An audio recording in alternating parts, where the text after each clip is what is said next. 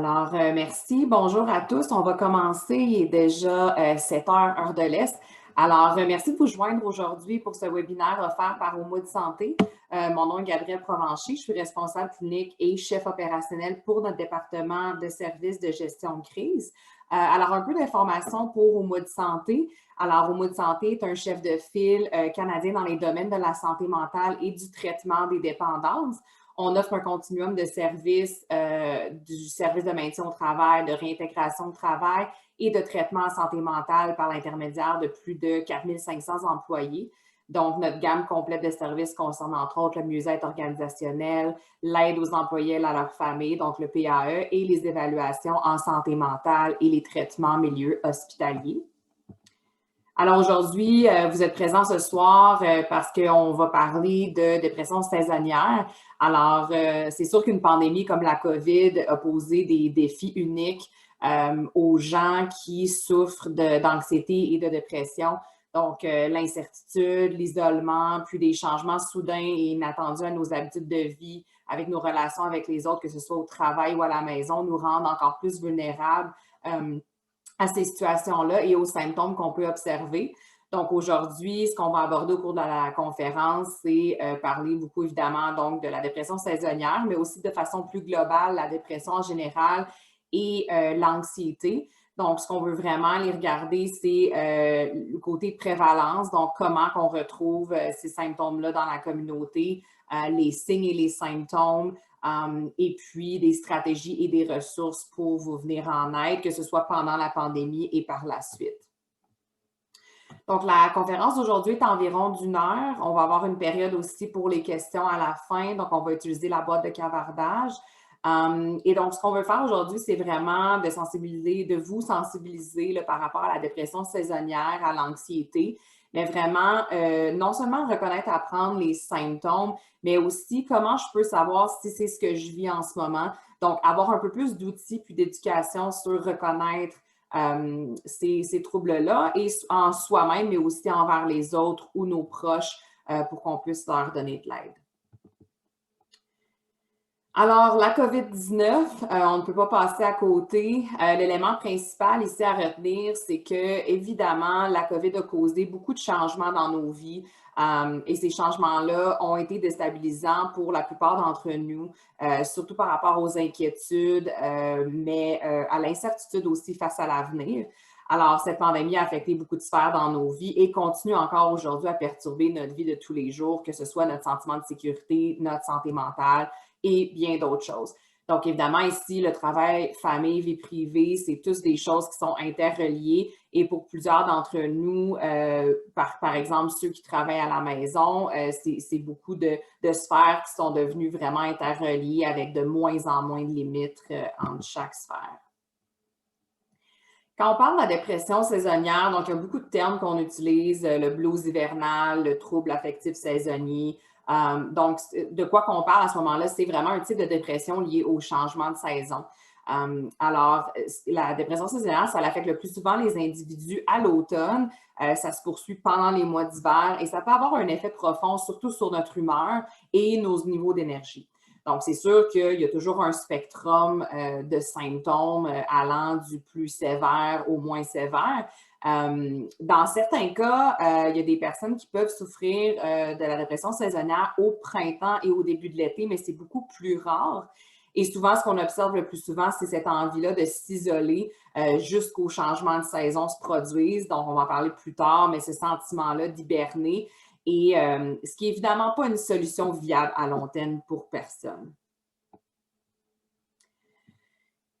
D'autres symptômes additionnels de la dépression saisonnière, on va parler de sommeil excessif, donc d'hypersomnie. On peut remarquer une envie de manger beaucoup plus, surtout du sucre, des glucides, ce qui va évidemment, pour certaines personnes, amener un gain de poids, et aussi de l'isolement social, comme on remarque aussi chez une dépression clinique, et ce sentiment-là d'hibernation, comme je viens de parler. Il y a beaucoup de signes et symptômes quand on parle de la dépression saisonnière. Ça inclut, par exemple, côté fatigue, côté physique, pardon, la fatigue, le manque d'énergie, quand on parle des troubles de sommeil, l'agitation, fluctuation de l'appétit, que ce soit plus d'appétit, moins d'appétit dans certains cas aussi. Façon cognitive, donc un sentiment d'inutilité, manque de confiance, troubles de concentration, c'est quelque chose qu'on remarque beaucoup, culpabilité. Dans certains cas, des idées suicidaires ou homicidaires. Donc, évidemment, la présentation d'aujourd'hui, c'est vraiment pour en apprendre davantage et pour ne pas se rendre à ce niveau-là. Côté comportementaux, les symptômes, comme on a parlé, il y a beaucoup d'évitement, de repli sur soi. Donc, on va limiter nos contacts avec les autres parce que ça peut être drainant, ça peut être difficile de gérer nos relations interpersonnelles. Et puis, côté émotionnel, donc une panoplie d'émotions, évidemment, qui sont plutôt du côté négatif. Mais donc, ce sont des choses à vraiment vérifier le plus possible. Ce qui peut être un peu, qui porte à confusion, en fait, quand on parle de dépression et d'anxiété, c'est que certains symptômes sont interreliés. Donc, certaines personnes qui sont déprimées peuvent aussi vivre une détresse anxieuse en plus de leur humeur dépressive. Donc, quand on souffre d'une humeur plus détresse anxieuse, on va se sentir plus tendu, agité, on va aussi avoir du mal à se concentrer et on va avoir un profond sentiment qu'il y a quelque chose de mauvais ou qui va se produire et peut-être une pensée qu'on va perdre le contrôle. Puis, dans les deux cas, que ce soit la dépression ou l'anxiété, les gens peuvent aussi avoir des problèmes de sommeil, ce qui peut aussi mélanger un peu là, les symptômes et les diagnostics. Et dans les deux cas aussi, quelqu'un qui éprouve une situation là, de détresse anxieuse associée à une dépression peut aussi présenter un risque suicidaire plus élevé. Et donc, quand on a un diagnostic duel, cette dualité-là demande un traitement plus intensif. Alors, c'est vraiment important de bien saisir l'ampleur des symptômes, ce qu'on va parler aujourd'hui. L'anxiété, définitivement une expérience humaine universelle et normale, qui est aussi, dans certains cas, peut être bénéfique. Donc, c'est important de se rappeler aussi que le stress, l'anxiété, nous permet de repérer un danger et nous permet de guider nos actions dans des situations où on a besoin de faire face et de prendre action finalement. Donc, si on est en voiture, on conduit et il y a un accident en face de nous, donc ça va nous donner cette façon-là de freiner et puis d'éviter un accident. Je vois, excusez-moi, il y a des gens qui ont la main levée. Je ne répondrai pas aux questions pendant la présentation. Ça va être à la fin. Je vais pouvoir lire là, dans la boîte de chat. Je veux juste préciser. Je ne prendrai pas les questions à main levée pendant la rencontre parce qu'il y a au-dessus de 100 personnes. Alors, comme je disais, l'anxiété sert à un système d'alarme qui nous permet à ce moment-là de reconnaître là, les dangers autour de nous. Le problème, c'est quand notre système d'alarme est un peu tronqué, si on veut, ou il y a des problèmes à ce niveau-là. Et puis, on ne reconnaît plus le danger. On pense que le danger est omniprésent. Donc, à ce moment-là, le sentiment d'alerte est constant. Donc, au niveau de l'anxiété, même chose, on retrouve des symptômes qui sont similaires à la dépression saisonnière, mais ça va être au côté un peu plus physique. On va remarquer plus une élévation du niveau cardiaque. On va beaucoup plus être en sentiment là, accru et intense, contrairement à la dépression qui est un peu plus amorphe, avec des sentiments plus dépressifs et mornes un peu. Sur le plan cognitif, on va avoir beaucoup d'inquiétudes, donc toujours des pensées catastrophiques ou qu'est-ce qui va arriver dans le futur ou des pensées par rapport au passé, des images pénibles, donc des souvenirs d'expériences difficiles, effectivement.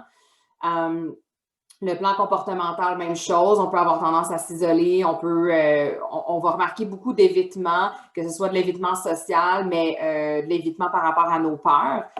Donc, si on a peur de ce qui se passe dans le monde en ce moment, par exemple, on va peut-être être plus tenté de vraiment se créer comme un univers, une bulle dans notre maison, puis on ne veut pas sortir parce qu'il se passe tellement de choses en ce moment autour de nous que c'est plus facile de rester dans un endroit qui est sécurisant.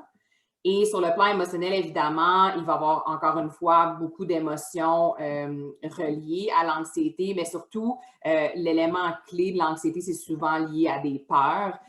et c'est accompagné d'irritabilité, de tristesse, de honte. Donc, ça peut aller loin là, au niveau émotionnel. Alors, juste pour faire le tour, quand on parle de type de troubles anxieux, donc il y en a beaucoup. L'idée ici, c'est pas de diagnostiquer nos collègues ou notre conjoint après cette conférence-là aujourd'hui, mais c'est vraiment d'aller recueillir un peu plus d'informations sur des choses qu'on peut vivre, puis de voir est-ce que c'est des choses qui donnent la puce à l'oreille, est-ce que c'est quelque chose que je devrais peut-être investiguer davantage. Alors, le trouble panique, donc c'est caractérisé par des crises de panique. C'est des poussées soudaines là, de peur intense ou de malaise qui sont accompagnées souvent de symptômes comme des tremblements, un sentiment d'être essoufflé, des sueurs. On peut avoir des peurs de mourir, des malaises, douleurs à la poitrine, nausées. Donc, c'est beaucoup aussi de symptômes physiques. Et puis, pour avoir le diagnostic, il faut avoir au moins une de ces attaques de panique-là suivie de l'un ou deux des événements, des états suivants pendant au moins un mois pour avoir le diagnostic. Donc, les états sont l'inquiétude ou le souci persistant, peur des conséquences, crainte de perte de contrôle, par exemple, et un changement inadapté important du comportement. Donc, il faut que ça impacte le fonctionnement dans le temps pour avoir le diagnostic. L'agoraphobie, c'est vraiment par rapport à une peur marquée de se retrouver dans des situations où on ne pourrait pas obtenir de l'aide ou s'échapper. Par exemple, se retrouver dans des endroits bondés ou faire la queue, emprunter les transports en commun. Donc, c'est des peurs de quelque chose qui pourrait arriver dans les endroits publics. Quand on parle d'anxiété sociale, c'est quelque chose, je pense qu'à chaque niveau, on a peut-être vécu un peu dans nos vies. C'est vraiment par rapport à la peur d'être exposé au jugement des autres. Donc, ce que ça va faire, on va éviter quoi? On va éviter les relations sociales. Donc, on ne répondra pas peut-être à des courriels ou à des appels. On va éviter les conversations difficiles. Donc, c'est sûr que dans tous les jours de notre vie, on va vivre ça à certains degrés. Quand on parle d'un trouble, c'est vraiment des gens qui sont à un point où leur fonctionnement est tellement altéré qu'ils ne sont pas capables d'être en public, ils ne sont pas capables de faire face à d'autres personnes, ils ne sont pas capables d'avoir des conversations. Donc, ça peut aller très loin, même jusqu'à ne plus être capable de sortir de chez eux. La COVID-19, c'est sûr, va exacerber ces comportements-là, puisqu'on limite déjà nos interactions avec les autres et donc la roue de l'évitement reprend à ce moment-là. Quand on parle d'un trouble d'anxiété généralisée, c'est vraiment une inquiétude plus excessive et une difficulté à maîtriser certaines activités. Donc, notre fonctionnement au travail, dans la vie personnelle va être affecté. Puis ça va être accompagné de plusieurs symptômes ces symptômes-là doivent être présents la plupart des jours au cours d'une période de 6 mois pour avoir le diagnostic. Donc, agitation, fatigue, difficulté de concentration, trou de mémoire, irritabilité, tension musculaire et perturbation du sommeil. Les phobies spécifiques, c'est quand même évident, c'est une peur de soit un sujet, une situation ou un objet particulier, donc prendre l'avion, peur des hauteurs, des animaux, du sang. C'est sûr que la pandémie, encore une fois, peut créer des peurs qui sont peut-être basées sur qui ressemblent beaucoup aux phobies. La peur de contracter le virus, c'en est une qui est très commune. Mais aussi ce qui se passe dans la communauté, tout ce qui est les protestations qu'on vit côté politique aussi peut vraiment amener là, des éléments déclencheurs là, de peur. Ce qui m'amène aussi à parler de troubles de stress post-traumatique. Donc, le traumatisme, en fait, c'est vraiment des images intrusives d'un événement particulier qui est venu, encore une fois, affecter notre système d'alarme, comme je parlais plus tôt. Et donc, à ce moment-là, quand on a un trouble de stress post-traumatique, donc le système d'alarme marche moins bien et donc, on est en sentiment d'alerte constante. Donc, on va avoir beaucoup de symptômes physiques, comme je parlais aussi là, du rythme cardiaque. On va associer aussi des bruits ou des sons à l'événement qui était traumatisant. Mais aussi, pendant la COVID, il y a tellement eu de choses qui sont arrivées dans la communauté, dans le monde autour de nous, qu'à petite dose, sais, je pense qu'on peut parler de réactions traumatiques et c'est assez facile de se sentir traumatisé quand on regarde les nouvelles, quand on écoute ce qui se passe, parce que ça a un effet aussi cumulatif dans notre santé mentale. Et c'est des informations et des images qu'on garde à l'intérieur de nous et qui donc s'accumulent et puis peuvent devenir dangereuses au fil du temps. Quand on parle du trouble obsessif compulsif, donc c'est soit des obsessions, soit des compulsions ou les deux. Donc, quand on parle d'obsession, c'est des pensées obsessives qui sont intrusives, indésirables, qui vont causer une anxiété marquée ou de la détresse. Par exemple, on va essayer de tenter de supprimer ces pensées-là en faisant des compulsions. Et donc, les compulsions, c'est les comportements répétitifs qu'on va faire. Par exemple, un lavage de mains excessif, si on parle de justement une peur de contracter le virus, quelqu'un qui a un trouble obsessif compulsif pourrait avoir ces pensées obsessives-là d'attraper le virus et de se laver les mains de façon très, très, très intense, répétée pendant la journée, ou ça peut être de prier plusieurs fois par jour, mais de façon excessive, ou de compter ou répéter silencieusement. Et donc, ces compulsions-là, c'est comme une façon pour la personne de se dégager des obsessions, alors que ça fait l'effet contraire, ça fait juste exacerber la roue qui tourne.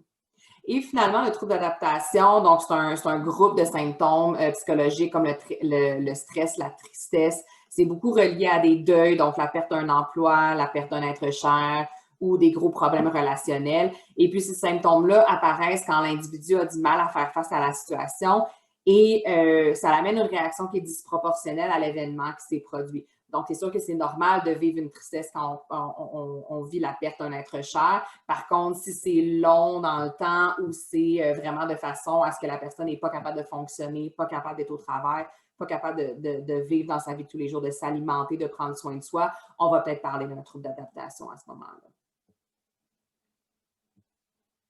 Alors, l'anxiété, les troubles anxieux sont le problème de santé mentale le plus courant au Canada, touchant à peu près 12% des adultes de la population générale au cours d'une année donnée, 25% des adultes à un moment donné au cours de leur vie. Alors, c'est quand même énorme. C'est sûr que l'on parle de troubles anxieux, donc il faut faire attention. Il y a beaucoup plus de gens qui vivent d'anxiété. Déjà, un trouble anxieux affectant 25% des adultes à un moment donné, c'est beaucoup, considérant que les troubles anxieux vont vraiment venir affecter notre quotidien. Quand on parle de la dépression, donc il y a un sondage de Statistique Canada qui nous rappelle qu'environ 5% de la population canadienne âgée de 15 ans et plus ont déclaré avoir eu des symptômes qui répondaient aux critères de dépression majeure au cours des 12 mois précédents. Donc, encore une fois, les critères de dépression majeure, c'est souvent des gens qui ont un fonctionnement qui est très bas. Et donc, ça ne veut pas dire que, justement, quand on parle de dépression saisonnière, ça rentre dans ces statistiques-là. Donc, je pense qu'il y a beaucoup, beaucoup de gens qui sont affectés à tous les hivers, mais n'auront pas nécessairement développé un trouble quant à ça. Et puis, 11% des adultes identifieraient des symptômes qui satisfont aux critères de dépression à un moment donné au cours de leur vie, ce qui est beaucoup aussi. Et puis, quand on parle de l'anxiété et du trouble dépressif qui sont souvent concomitants, environ 75% des participants d'une étude qui a été faite qui avaient des symptômes de dépression vont avoir aussi des troubles anxieux au cours d'une vie. Donc, on voit que ce n'est pas rare que les deux soient interreliés. Donc, en parlant plus tôt en début de présentation, un des buts ce soir, c'est vraiment de savoir comment on fait pour savoir si j'ai un trouble ou pas nécessairement un trouble, parce que comme je disais, ce n'est pas de diagnostiquer. L'important, c'est vraiment de savoir est-ce que je dois aller plus loin dans ma recherche? Est-ce que je dois aller chercher de l'aide? Alors, il y a des indicateurs assez faciles pour savoir si on parle d'un état pathologique à ce moment-là. Donc, la fréquence. Est-ce que le changement d'humeur se produit rarement ou fréquemment? Donc, évidemment, plus c'est fréquent, plus c'est inquiétant. Un changement d'humeur de courte durée est normal, mais quand on parle de plus de 2 semaines, avec, par exemple, des indicateurs d'autres problématiques, ça peut être important d'aller chercher de l'aide parce que non seulement ça peut indiquer qu'il y a d'autres choses, mais aussi c'est pas sain de rester avec une problématique pendant trop longtemps. Plus on attend, plus ça va nous impacter. La présence, donc un changement d'humeur qui se produit dans un seul cadre est moins problématique que s'il touche toutes les sphères de notre vie. Donc, c'est sûr que si c'est omniprésent, ça va être de façon beaucoup plus inquiétante. Côté intensité, il est normal de se sentir déprimé pendant l'hiver ou quand quelque chose va mal. Ceci étant dit, si on commence à avoir des pensées de se faire du mal, des pensées suicidaires, c'est vraiment important d'aller chercher de l'aide. Ou si on se met à avoir des pensées vraiment, vraiment noires, des pensées... puis des fois, ça peut être très subtil. Tu sais, on est très bons, les êtres humains, pour donner des excuses. Par exemple, j'ai des pensées noires, mais ça doit être parce que, tu sais, au travail, je suis débordée ou ça doit être... Mais c'est vraiment important de faire attention à ne pas trop excuser non plus. Puis de l'autre côté, c'est important de ne pas trop rentrer là, dans la pathologie non plus, parce que c'est aussi normal de ne pas bien aller là, à un certain moment donné. Et évidemment, comme j'en ai parlé beaucoup, tout ce qui est côté fonctionnement. Donc, à quel point le changement d'humeur va venir affecter mon quotidien, surtout quand on parle de relations avec les autres aussi. C'est souvent ça qui peut-être ressort le plus, donc au travail, dans notre vie de couple, notre vie familiale, et à quel point ça a l'impact notre facilité à se concentrer, notre sécurité personnelle, etc. Donc, quelques questions à se poser peut-être pour savoir est-ce que je dois investiguer davantage, c'est est-ce que mon degré d'anxiété ou de dépression est disproportionné par rapport aux circonstances de vie actuelles? C'est quoi mon niveau de détresse? Est-ce que ma réaction à l'anxiété persiste plus longtemps que j'aurais cru imaginer ou que ce que je remarque chez moi d'habitude? Et à quel point ça impacte mon quotidien? On a parlé beaucoup des troubles, de remarquer les signes et les symptômes de la dépression, mais ce que je veux vraiment mettre l'accent aujourd'hui, c'est comment on peut s'aider. Donc, évidemment, on pourrait parler de ça pendant des heures. Donc, on a regroupé là, les techniques les plus efficaces qui sont basées sur la science, des données probantes. L'autocompassion, c'est quelque chose qui gagne de plus en plus en popularité, mais c'est définitivement quelque chose qui, je trouve, on ne parle pas assez et pourtant, c'est quand même un sujet qui est évident ou logique, mais qui, pour la plupart des gens, on n'utilise que rarement. Ça va être plus facile d'utiliser de la compassion envers les autres, mais de l'autocompassion envers soi-même, on est toujours plus dur envers soi-même qu'on l'est avec les autres. Donc, c'est important de se rappeler comment on parlerait à un ami par exemple, est-ce que c'est de la même façon qu'on se parle? Souvent, notre critique intérieure va être très, très, très, très forte et très négative. Donc, c'est important de se rappeler que dans le monde dans lequel on vit, l'incertitude qu'on vit, l'année qu'on a eue, la COVID, tout ce qui se passe autour de nous, c'est très, très, très normal de ne pas avoir des bonnes journées à tous les jours. C'est normal de ne pas pouvoir faire notre liste au complet de choses qu'on devait accomplir dans la journée. Donc, de se rappeler que c'est correct de juste laisser aller pour une journée, puis c'est correct une journée de peut-être qu'aujourd'hui, je ne vais pas cuisiner, peut-être qu'aujourd'hui, je vais commander quelque chose, peut-être qu'aujourd'hui, le ménage peut attendre. Donc, c'est vraiment de voir, est-ce qu'on se met beaucoup, beaucoup de pression pour des choses que finalement, ça vient plus de nous que d'autres choses, finalement. Les nouvelles, les réseaux sociaux, quelque chose qui est en ce moment en feu, je crois. Alors, il faut faire attention aussi. D'un côté, c'est important d'être éduqué et c'est pourquoi on fait cette conférence-là aujourd'hui. Mais de l'autre côté, c'est important de ne pas tomber là, dans l'espèce de trou noir sans fin là, des réseaux sociaux et de toujours baigner dans le même jus de contenu qui nous est suggéré. Surtout en ce moment, je pense que ce sujet-là est d'autant plus d'actualité, mais vraiment de faire attention, donc de limiter, éliminer nos contacts avec les médias. Si on ressent trop d'anxiété face à ça, est-ce que de compter les cas de la COVID dans notre région à tous les jours va changer quelque chose? Probablement pas. T'sais, tant qu'on fait attention, prend soin de soi, quand même que les cas sont en débordement. Si on ne travaille pas dans le milieu de la santé, si on n'est pas exposé à ça, ce n'est pas quelque chose qui est nécessaire là, de regarder à tous les jours. Puis aussi, ce qui arrive, c'est que vu que la COVID occupe nos pensées, plus on va s'exposer, plus la perception de sa menace va augmenter et non pas le risque réel de celle-ci. Donc, comme je disais, compter les cas ne fait pas en sorte qu'on se protège plus, puis ne fait pas en sorte que la COVID est plus ou moins dangereuse pour notre santé. Donc, il y a des choses vraiment faciles qu'on peut faire. Par exemple, désactiver les notifications sur notre téléphone. Souvent, nos téléphones nous bombardent de notifications pour lire telle chose, telle personne nous a écrit, tout ça. Et puis, c'est aussi une stratégie de marketing et de vente pour ces compagnies-là. Donc, il faut faire attention de ne pas tomber dans le panneau non plus. Puis, des fois, juste d'éliminer nos notifications comme ça peut vraiment faire un changement sur notre santé mentale et le besoin de déconnecter. On peut aussi peut-être mettre des limites avec nos proches par rapport à le partage d'informations. Donc, c'est aussi facile sur Facebook, sur WhatsApp, de s'envoyer des articles sur tout ce qui se passe à toutes les minutes de chaque journée parce qu'il y a tellement de choses qui se passent.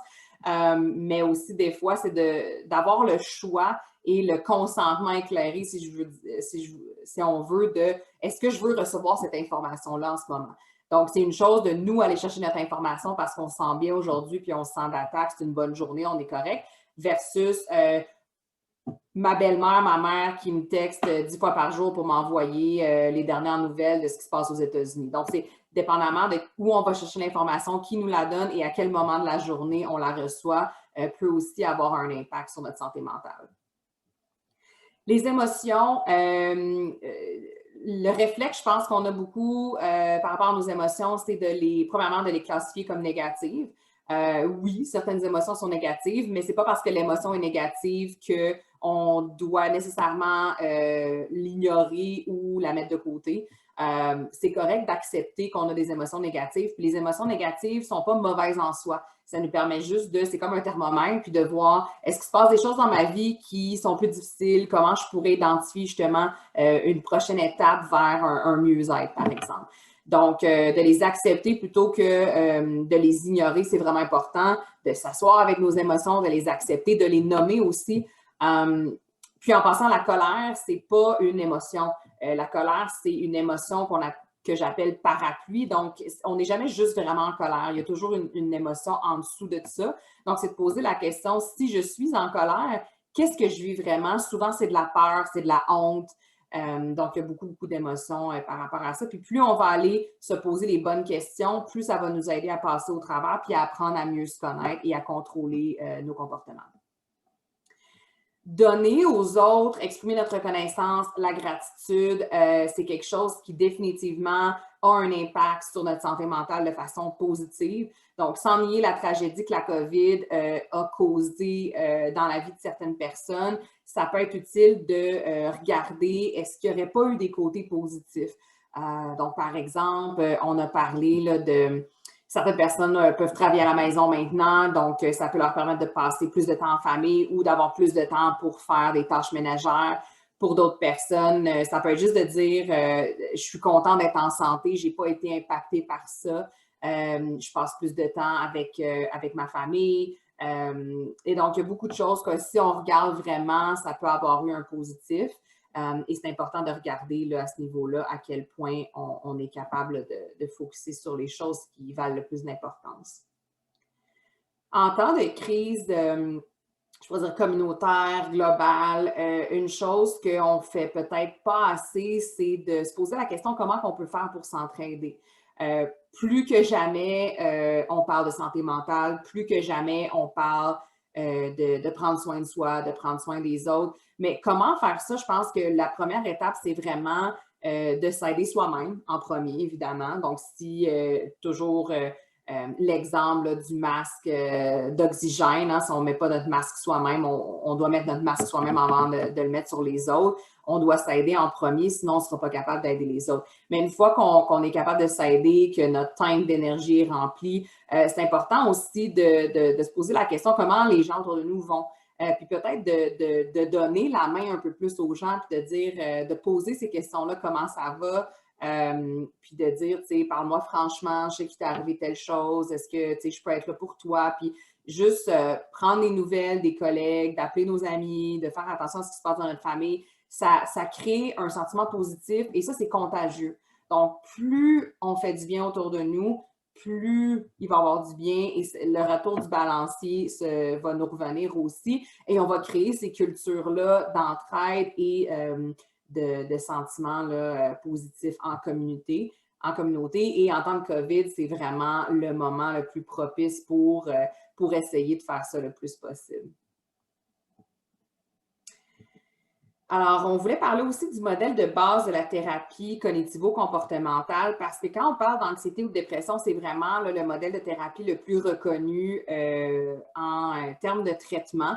Donc, pour ceux qui ne sont pas familiers avec le modèle de base, c'est vraiment que ça sert à savoir comment on entretient ou on exacerbe les symptômes d'anxiété et de dépression.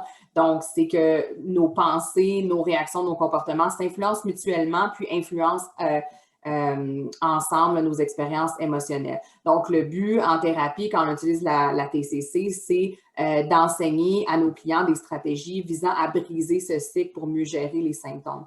Et donc, c'est pour ça, comme je disais tantôt, d'accepter nos émotions, de les nommer, c'est vraiment la première étape de cette roue-là, de ce cycle-là, et pour briser nos patterns finalement.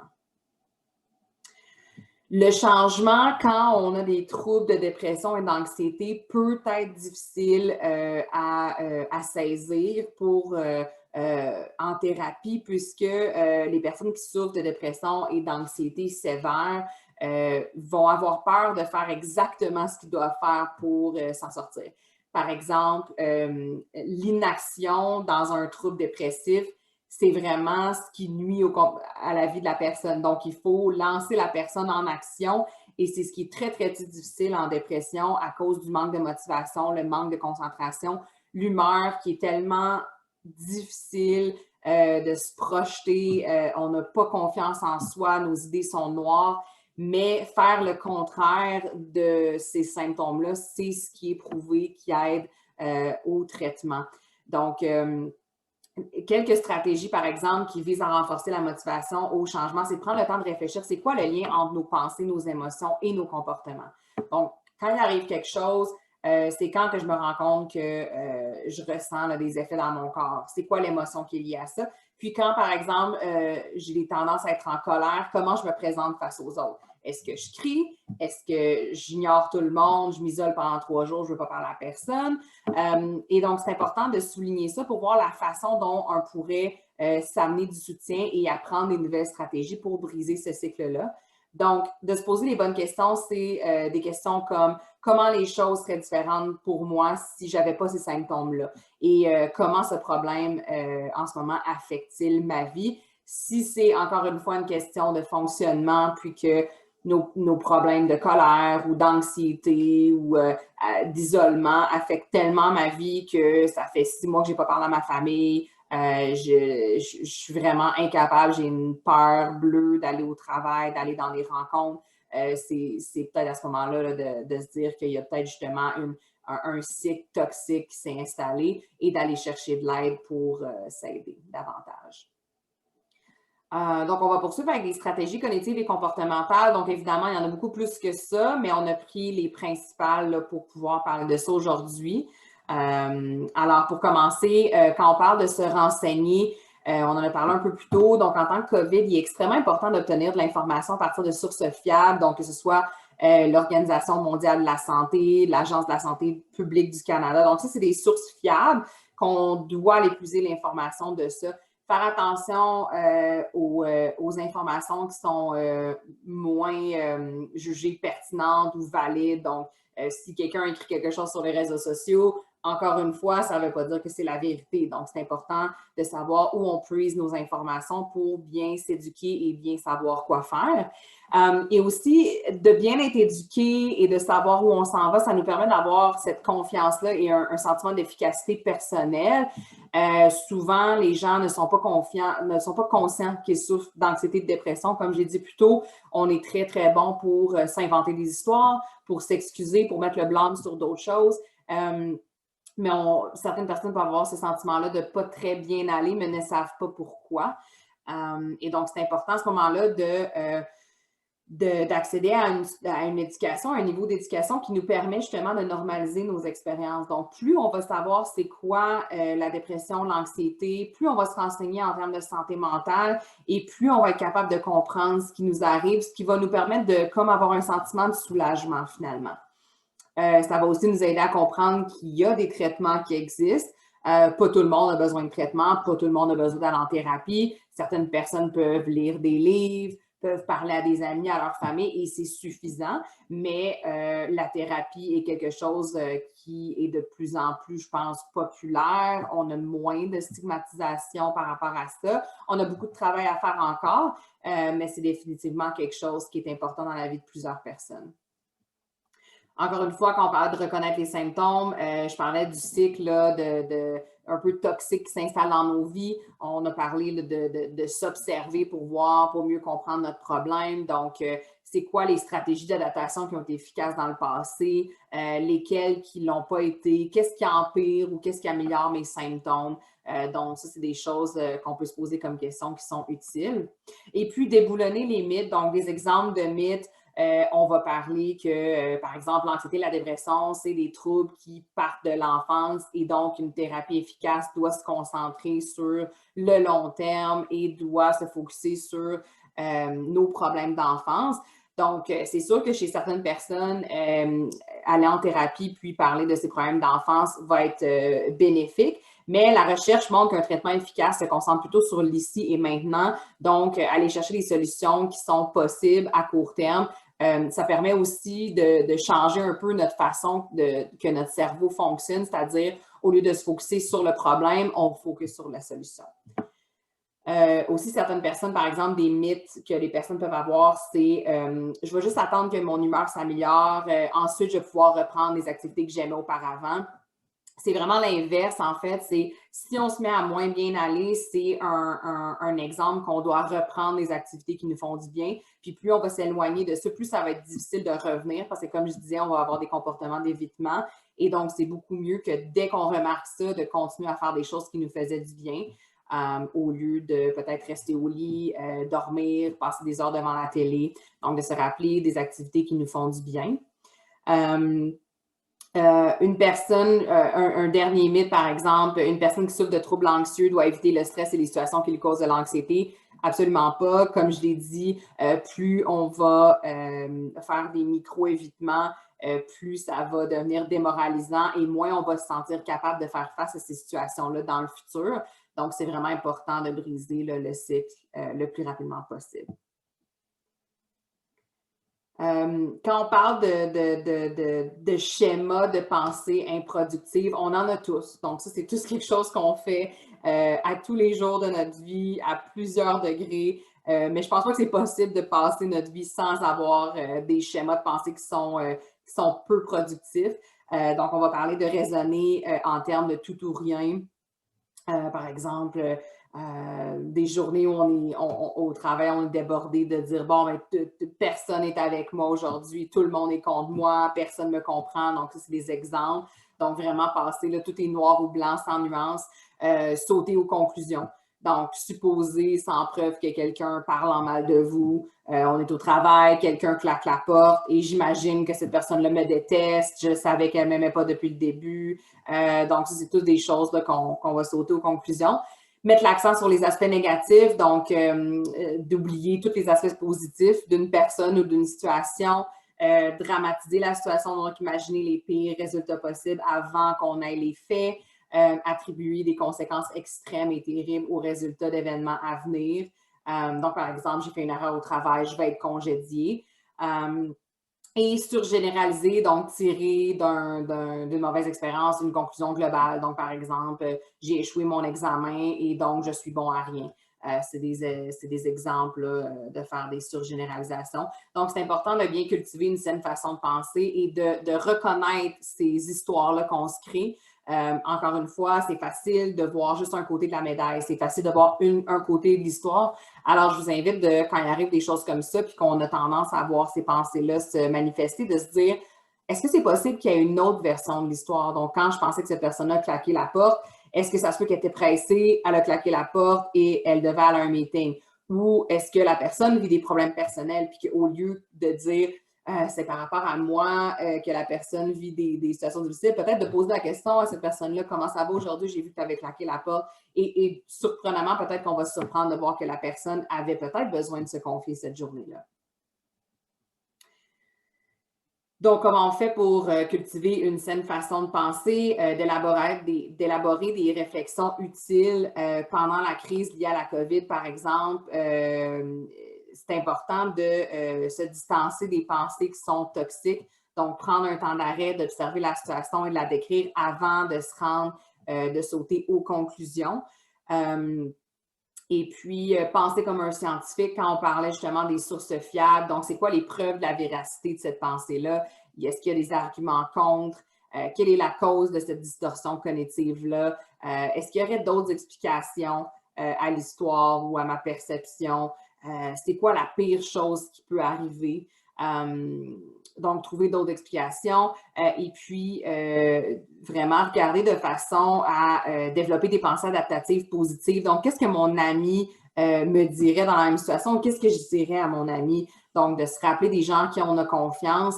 Et souvent, comme on l'a dit en début de conférence, on est souvent plus difficile envers nous-mêmes qu'envers les autres. Et finalement, dans une journée donnée, il se passe beaucoup de choses et souvent, c'est facile d'avoir une espèce de mentalité en silo. On focus vraiment en entonnoir sur ce qui ne va pas bien, mais de se rappeler en quoi cet événement-là va avoir de l'importance dans 5 ans, 10 ans, ou dans un ensemble de choses qui se passent dans une vie, à quel point cette situation-là, cette personne-là ou cette chose-là a de l'importance finalement. On a parlé d'adopter des stratégies de gestion des émotions. Donc, il existe vraiment un lien étroit entre l'évitement émotionnel et l'anxiété et la dépression.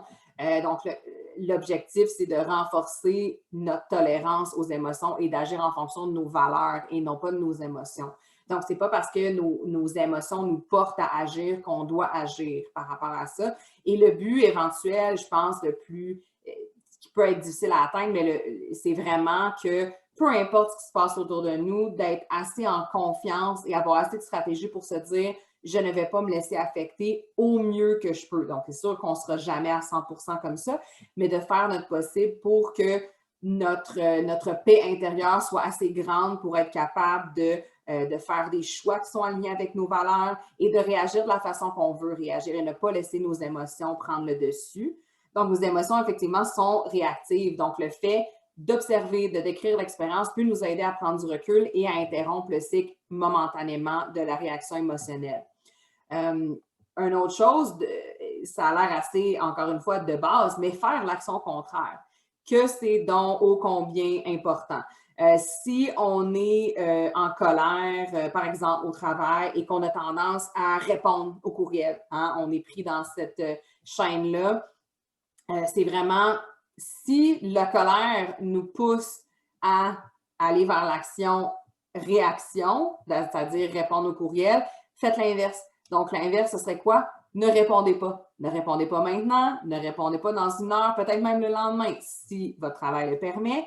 Mais pour au moins les courriels qui viennent vous chercher, par exemple, comme ça, vous allez vraiment pouvoir avoir un moment à vous pour pouvoir répondre et viser une réponse peut-être plus adéquate que si vous l'aviez fait sur le coup de la colère. C'est plus facile à dire qu'à faire, vous allez me dire. Donc, si vous êtes rendu à un niveau où vous n'êtes peut-être pas capable de prendre cette action-là, la première étape, d'ailleurs, ce serait reconnaître les symptômes physiologiques dans votre corps. Donc, si vous n'êtes pas capable de ne pas réagir, peut-être la première étape pour vous, pour commencer, ce serait de dire quand je ressens la colère, qu'est-ce qui se passe dans mon corps? Et plus vous allez juste faire attention à ce moment-là pendant la journée, plus vous allez être capable de nommer ce qui se passe dans votre corps. Et donc, vous allez être capable de nommer votre émotion, vous allez être capable de contrôler vos comportements et vous allez être capable de changer le cycle. Donc, c'est vraiment d'aller à la première étape et de suivre à ce moment-là. Donc, si on pense à une émotion ressentie, donc je vais vous poser une question, vous n'avez pas besoin de répondre, peut-être juste dans votre tête. Donc, pensez à une émotion que vous vivez la plupart du temps dans les moments de stress. C'est quoi la première émotion qui vous vient à l'esprit? Puis, posez-vous la question, comment vous réagissez face à cette émotion quand elle arrive? Donc, encore une fois, si on parle d'un stress là, de 0 à 10, mettons que vous êtes sur le 10, c'est quoi l'émotion qui vous vient en tête? Qu'est-ce que vous faites? Qu'est-ce que vous avez tendance à dire? Et qu'est-ce que cette émotion vous fait faire? Et donc, à ce moment-là, évaluer votre cycle et vous poser la question la prochaine fois, qu'est-ce que j'aurais pu faire de différent? Et donc, de remarquer c'est quoi votre premier réflexe. On a chacun des réflexes quand on parle de la fuite, de la réaction, le combat, donc le flight or fight mode qu'on appelle, ou freeze en anglais.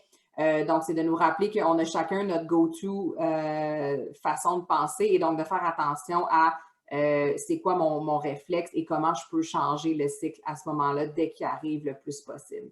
On a souvent tendance à répéter ces cycles-là, donc c'est souvent, on a tendance à souvent répéter la même chose et donc c'est plus facile à repérer à ce moment-là. Donc, faire le contraire, c'est vraiment quelque chose qui est utile dans le temps pour venir bien repérer, là, identifier les signes, les symptômes et pouvoir changer à ce moment-là. Donc, finalement, des stratégies qui sont soutenues par la recherche, c'est vraiment de faire attention, de porter une attention particulière à intégrer ces stratégies-là dans notre vie pendant la COVID, pendant la pandémie. C'est en quoi aussi la COVID-19 a affecté ces sphères-là de notre vie. Bon, par exemple, l'activité physique, les gyms sont fermés. Alors, comment je peux être créatif à ce moment-là puis trouver un autre avenue? Donc, prendre des marches, de s'entraîner, de faire des vidéos en ligne, beaucoup d'options en ligne sur l'entraînement physique, du yoga. Donc, d'être créatif à ce niveau-là, de trouver des sports à faire dehors, des sports d'hiver, même si c'est l'hiver, surtout pour la dépression saisonnière, de continuer à avoir une structure de vie par rapport au sommeil, surtout pour les gens qui travaillent de la maison. Ça peut être très difficile de déconnecter entre les heures de travail et les heures où on est à la maison parce que notre univers est le même constamment 24/7. Donc, c'est important de continuer de se coucher tôt.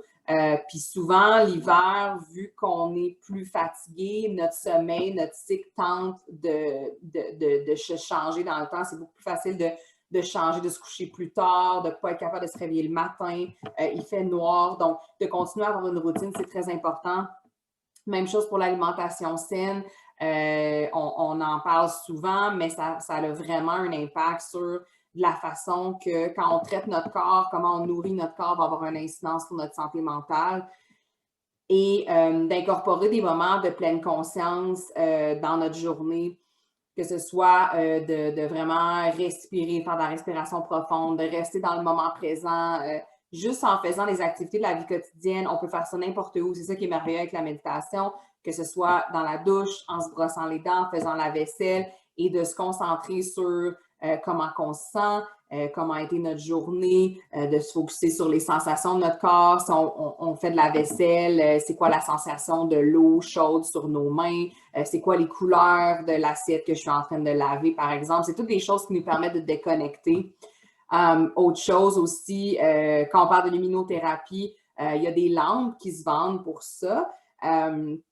Donc, vous pouvez aller là, en pharmacie, poser des questions à un pharmacien pour voir qu'est-ce qui est la meilleure option pour vous. Mais sans les lampes, allez dehors. Allez dehors, même si vous ne voulez pas prendre de marche, juste restez dehors 10 minutes, 15 minutes, écoutez juste 2-3 chansons sur notre téléphone quand on est dehors pendant la journée, si vous êtes capable. Juste ça, d'être exposé à la lumière peut déjà avoir une incidence là, sur les symptômes de la dépression saisonnière. Et aussi faire attention à notre apport de vitamine D. Souvent, les gens vont avoir des déficiences, surtout en hiver et surtout en temps de pandémie quand on ne sort pas dehors. Donc, la lumière du jour, on en a besoin de beaucoup plus. Finalement, des choses qui sont toujours utiles, que ce soit pour la dépression saisonnière, mais en général, d'éviter l'alcool le plus possible. L'alcool va jouer sur notre humeur et notre sommeil. Réduire au minimum notre consommation de caféine. Encore une fois, ça a un impact sur notre sommeil, ça a un impact sur notre humeur, nos réponses physiologiques aussi. Créer des routines, encore une fois, comme je disais, pour sortir quand il fait clair, donc il fait noir tôt. Alors, si on est capable de sortir pendant le jour, là, il y a la lumière du jour, c'est important. Réorganiser notre espace de travail à la maison si possible, si c'est possible de le faire. Pour faire face à la lumière du jour, donc peut-être s'installer devant une fenêtre, ça l'aide aussi. Tenir un journal, encore une fois, peut nous aider à gérer nos sentiments négatifs qu'on peut ressentir. Ça peut être bénéfique de tenir un journal sur des choses positives qui se sont passées dans la journée, quand on parlait de gratitude, de reconnaissance envers la vie, envers nos proches. Et le meilleur moment peut-être à faire ça, c'est le soir avant de se coucher pour que notre cerveau est comme une machine. Si on met ça sur papier, il va savoir qu'on peut y revenir le lendemain au besoin et donc va être capable de laisser aller un peu plus avant le sommeil, ce qui va nous calmer là, pour notre transition vers le sommeil en soirée.